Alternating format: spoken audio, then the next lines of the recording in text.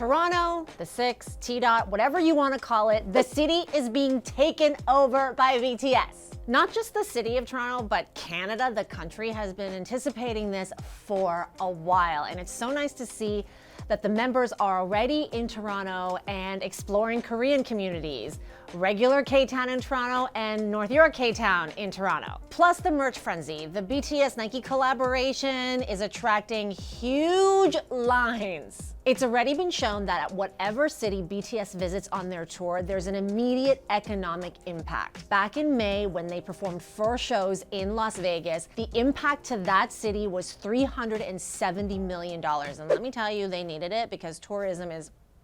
BTS economics is so powerful that analysts have already said that whenever BTS visits a city, that city is seeing the same or even more financial bonus than when FIFA World Cup was being played across North American cities. BTS, bigger than the World Cup? Yeah.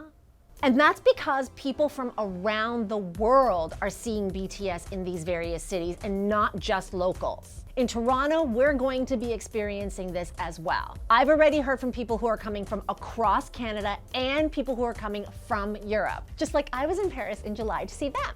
If BTS is there, people will come.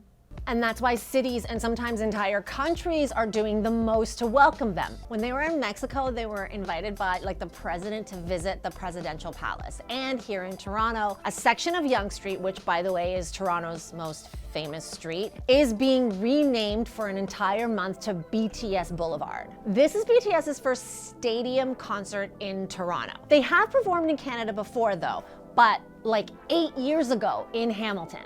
As our first concert in Canada. I'm so excited.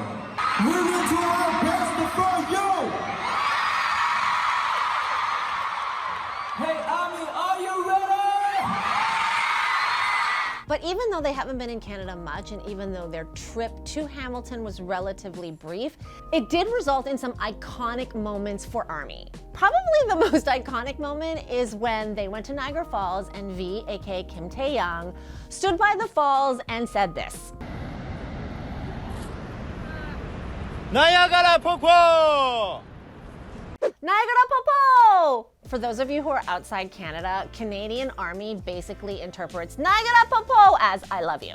And we are very much hoping that Niagara Popo will show up during one of their 2 concerts this weekend. If that happens, thank God there's no roof on this stadium because it would blow off. Niagara Popo!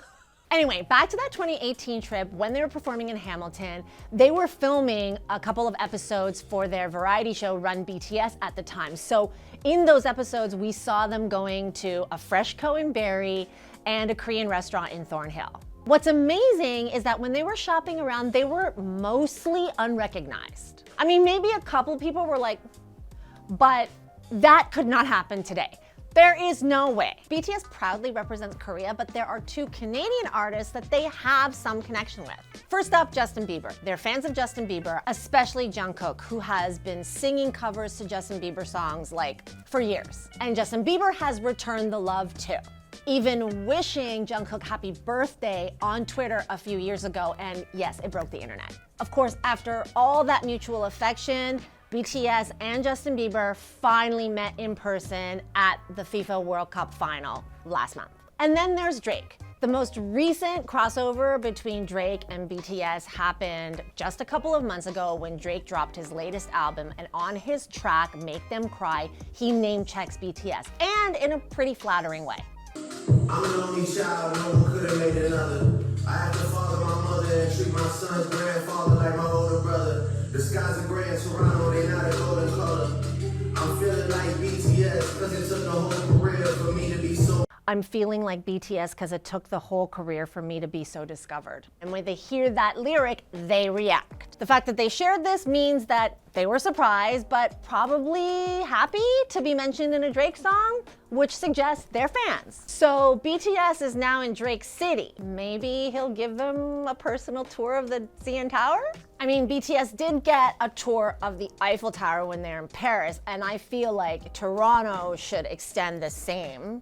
Finally, since it's been so long since BTS has been in Canada, Maple Army are really anticipating what our 4 surprise songs are gonna be. 2 on night 1 and 2 on night 2. Not that what I have to say makes any difference, but here's my wish list. If they play Blood, Sweat, and Tears, I will be bloody, sweaty, and teary. Like, I love that song. It is my favorite BTS song. I should speak up here for my friends who want Go Go, Dimple, and Just One Day. But selfishly, Blood, Sweat, and Tears, please. I don't want to ask for too much. Out of 4 songs, can I just have 1? Army, let us know, what are the surprise songs you want to see when BTS plays Toronto this weekend?